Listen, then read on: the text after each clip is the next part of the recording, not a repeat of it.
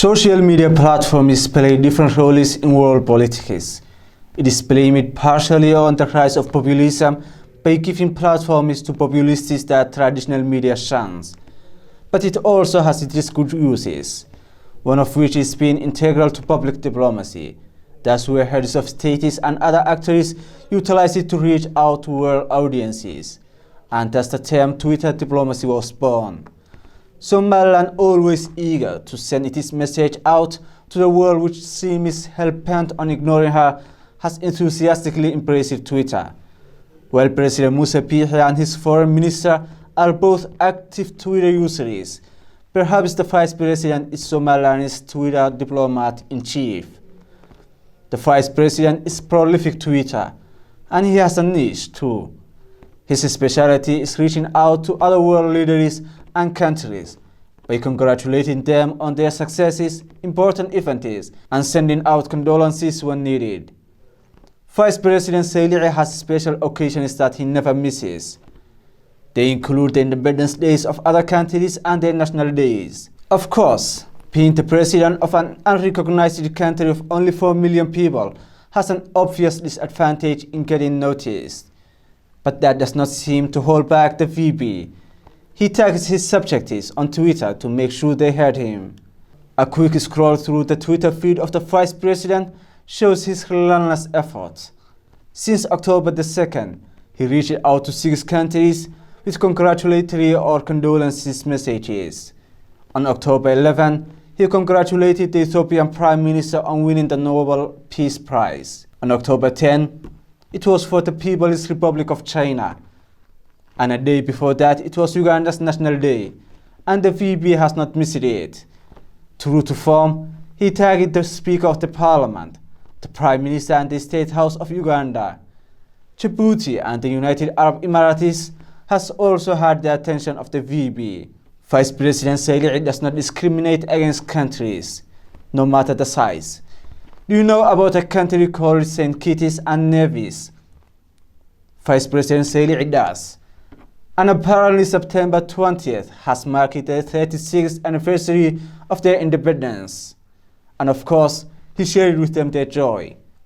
In this case, the foreign affairs of the Caribbean nation of 50,000 people saw the note and replied with simple thanks. And take a look at this rather bizarre tweet.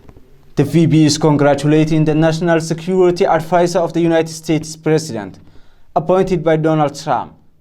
And of course, he's not forgetting to tag Trump, his VP, Mike Pence, and a bunch of others. To know more about this subject, I have earlier today talked with Dr. PhD candidate Abdirahman Mohammed. He's preparing his PhD on international relations. Twitter diplomacy, it is a kernel of diplomacy. When we are talking about diplomacy, we have to consider the message to reach our target. Nowadays, if you look how Twitter affected the world, all the world leaders now, they joined to use Twitter to reach the citizens and the public foreign opinions in order to get their feedback for what they wanted from their foreign policy. Often, the states leaders use Twitter diplomacy in order to engage public policies and to have a feedback for their actions. And also, it's swift to reach the kernel of diplomacy. For example, nowadays, Trump has used many Twitters. It's called nuclear Twitters, the dealing of Iran issues. So immediately he de-escalated the issue of Iran. First he made threat, the second he de-escalated. So it means, aside of foreign policy, it's swift method that we can reach our target. It's a fast growing the kernel of communication in diplomacy. When you see the platform of diplomacy, Somaliland is absent. For example, the Twitter diplomacy, Somaliland, they did not utilize how to sell their reputation. For example, the free and fair elections, their geopolitical strategies on the Horn of Africa, and also it is security. So that's why sometimes when we are talking Twitter diplomacy, you will see Somaliland is absent.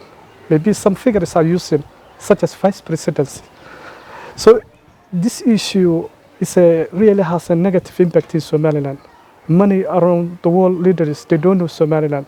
Last 10 years, Somalia are more involved with the Twitter Twitter diplomacy rather than traditional methodology of diplomacy. So that's why in Somaliland it affected. For example, the donors, the international communities, the world leaders, they don't aware of our diplomacy and foreign policy in Somaliland seems failure if we are not changing that behavior. We have to engage the platform of Twitter diplomacy. For example, we have academicians, we have diplomats, we have ministries, we have officials.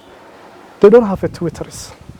So if in the public policies, the citizens, they are not engaging with the government they are doing their policies. Twitter diplomacy, we can realize the vice president, he used a lot of retweeting for congratulating other world leaders. So he seems that he's engaging the platform of diplomacy and he's selling for the Somaliland reputation. Actually, when we see how the foreign ministries, the other officers behaving, the vice president is, we must congratulate for him. He used his office as a reputation for Somaliland to promote security and democracy. So it seems he's doing well. This brings us to the end of our program for this week. You can watch the program again on our social media accounts in YouTube and Facebook at CBI TV English.